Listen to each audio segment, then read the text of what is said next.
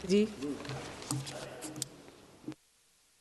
सभापती महोदया, मी the insolvency and bankruptcy code amendment bill 2025 या विधेयकावरती राष्ट्रवादी काँग्रेस शरदचंद्र पवार पक्षाच्या वतीनं आमच्या नेत्या सुप्रियाताई यांनी संधी दिली, त्याबद्दल मी त्यांचं मनापासून आभार व्यक्त करतो। हे विधेयक कर्जाच्या ओझ्याखाली दबलेल्या उद्योजकांना काही प्रमाणात दिलासा देत असलं तरी यातून सर्वसामान्य जनतेचं किती हित साधलं जाईल याबद्दल माझ्या मनात शंका आहे। ही विधेयक मांडले जात असताना माझ्या डोळ्यासमोर जेट एअरवेजची शोकांतिका उभी राहते।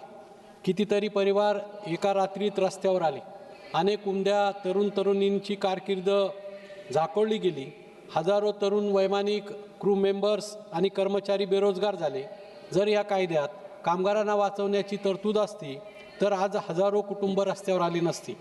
ईज ऑफ डुईंग बिझनेस म्हणताना आपण ईज ऑफ लिव्हिंग का म्हणत नाही, हा महत्त्वाचा प्रश्न माझ्या मनात आहे। महोदया, मी महाराष्ट्राचं प्रतिनिधित्व करतो। मुंबईतील गिरणी कामगारांचा संघर्ष आपण पाहिला आहे। गिरण्यांच्या जमिनी विकल्या गेल्या, पण कामगारांना त्यांचे हक्क मिळाले नाही। या विधेयकातील कलम 53 मध्ये वॉटरफॉल मेकॅनिझममध्ये सुधारणा करून बँकांच्या कर्जाच्या आधी कामगारांच्या थकीत वेतनाला प्राधान्य का दिले जात नाही, असाही प्रश्न माझ्या मनामध्ये उभा राहत आहे। MSME क्षेत्रातील पुरवठादारांचं काय? जेव्हा एखादी मोठी कंपनी दिवाळखोरीत जाते तेव्हा छोटे उद्योजक उद्ध्वस्त होतात। बड्या बँकांना हेअरकट परवडतो, पण छोट्या उद्योजकाला त्याचं पेमेंट न मिळणं म्हणजे त्याची आत्महत्या असते। याचा विचार आम्ही करणार आहोत की नाही, असा प्रश्न माझ्या मनामध्ये उपस्थित होतो। हे विधेयक सिलेक्ट कमिटीकडून आले आहे। जरी सरकार याला सुधारणा म्हणत असले तरी यातील काही तरतुदी सामान्य जनतेच्या हिताच्या आहेत का, याबाबत आपण आत्मपरीक्षण करायला हवे। अध्यक्ष महोदया, या विधेयकाचा मूळ उद्देश पुनरुज्जीवन असा होतो, पण आज परिस्थिती काय आहे? जवळपास 50% जास्त प्रकरणं लिक्विडेशनमध्ये जात आहेत। व्हिडिओकॉनचं उदाहरण आपल्या डोळ्यासमोर आहे की जिथे बँकांनी 95% हेअरकट घेतला।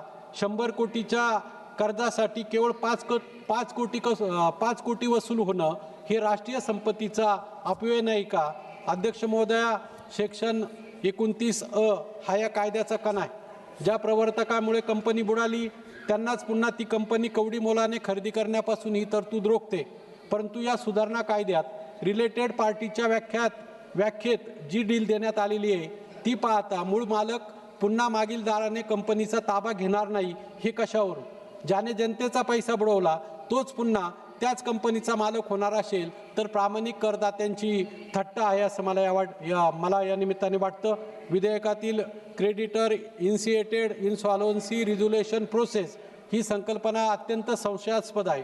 केवळ 51% वित्तीय धनको एकत्र येऊन प्रक्रिया सुरू करू शकतात आणि व्यवस्थापन मूळ प्रवर्तकाकडेच राहते। व्यवस्थापन प्रवर्तकाकडेच राहिल्यामुळे पुराव्यांशी छेडछाड होणार नाही का? इथे विधेयकाच्या मूळ हेतूलाच हरताळ फासला जात नाही असे वाटत नाही का? सरकारने विधेयकामध्ये 14 दिवसात अर्ज स्वीकारण्याचे बंधन घातले, पण अध्यक्ष महोदय, नॅशनल कंपनी लॉ ट्रिब्युनलमध्ये न्यायाधीशांच्या 50% जागा रिक्त आहे। पायाभूत सुविधा न वाढवता केवळ कायद्याचं बंधन घालून प्रक्रिया वेगवान होणार नाही, तर केवळ प्रकरणांचा डोंगर वाढेल। जोपर्यंत तुम्ही या लवादाला 100% सक्षम करणार नाही तोपर्यंत प्रक्रिया वेगवान होणार नाही आणि प्रकरणांचा निपटारा देखील वेळेत आणि वेगवान पद्धतीने होणार नाही। अध्यक्ष महोदया, सरकारने प्रीपॅक प्रक्रिया आणली आहे जी स्वागतार्ह आहे, पण ती केवळ कागदावर कॉम्प्लेक्स नसावी। महाराष्ट्रातील विशेषतः पुणे, नाशिक, छत्रपती संभाजीनगर, अहिल्यानगर मधील मध्यम आणि लघु उद्योजकांना याचा फायदा व्हायला हवा। बड्या कंपन्यांना वाचवण्यासाठी सरकार जशी तत्परता दाखवते तशीच तत्परता या देशाचा कणा असलेल्या MSME आणि स्टार्टअपसाठी का दाखवली जात नाही? जेव्हा एखादा कॉर्पोरेट उद्योग बुडतो तेव्हा बँका हजारो कोटीचा हेअरकट देतात। मग माझ्या देशातील बळीराजा माझा शेतकरी जेव्हा दिवाळखोरीच्या उंबरठ्यावर असतो, निसर्गाच्या लहरीपणामुळे त्याचं पीक जातं, तसेच जेव्हा सर्वसामान्य मध्यम वर्ग कर्जाच्या ओझ्याखाली दबून आत्महत्येच्या विचारापर्यंत येतो तेव्हा त्याला असा हेअरकट का मिळत नाही? शेतकऱ्यांच्या 7/12वर जप्तीची नोटीस येते, मध्यमवर्गीय माणूस सिबिलच्या भूलभुलयामध्ये अडकून कर्जविवाहाच्या चक्रव्यूहामध्ये अभिमन्यूसारखा अडकून जातो. त्यांना बाहेर निघण्याचा कोणताच मार्ग उरत नाही. शेतकऱ्यांच्या आणि मध्यमवर्गीयांच्या वाढत्या आत्महत्या यांच्या कहाण्या तुम्हाला ओरडून सांगतील. बड्या उद्योजकाला मात्र रिझोल्युशन प्लॅनच्या नावाखाली सन्मानाने बाहेर पडता येतं. शेतकरी आणि मध्यमवर्गीयांचं काय, हा विरोधाभास या सरकारने संपवला पाहिजे.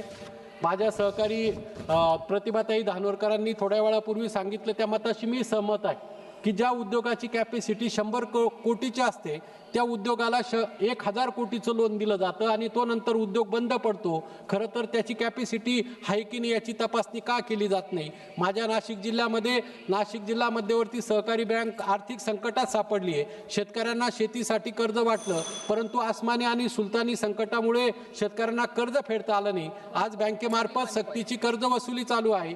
शेतीचे लिलाव केले जात आहे. आज नाशिक जिल्हा बँकेची परवानगी रद्द होते की काय अशी परिस्थिती निर्माण झाली आहे. अशा बँकेला मदत करणं गरजेचं आहे. शेतकऱ्यांना कर्जमाफी करणं गरजेचं आहे. तरच शेतकरी आणि बँका वाचू शकतील याचा विचार करणं गरजेचं आहे. दुसऱ्या बाजूला माझ्या नाशिक जिल्ह्यामध्ये सहकारी तत्वावरील साखर कारखाने वेगवेगळ्या आर्थिक कारणामुळे संकटात सापडले आहे.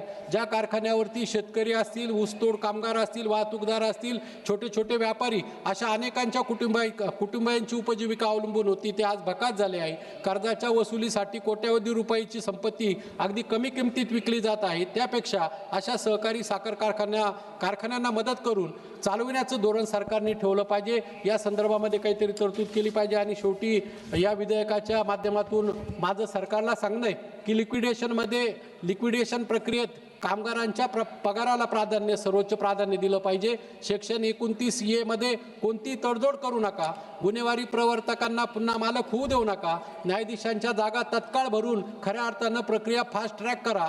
बँकांची हेरकट मध्यमवर्गीय ठेवीदारांच्या खिशातून वसूल करणं थांबवा. अध्यक्ष महोदया, हे विधेयक केवळ कॉर्पोरेटांच्या हिताचं न बनता कष्टकरी आणि सामान्य जनतेच्या हिताचं असावं. जोपर्यंत या कायद्यामध्ये माणूस केंद्रस्थानी येत नाही तोपर्यंत या सुधारणांना अर्थ प्राप्त होणार नाही. धन्यवाद. जय हिंद, जय महाराष्ट्र. रामकृष्ण हरी. माननीय सदस्य श्री रंग अप्पा बारने जी.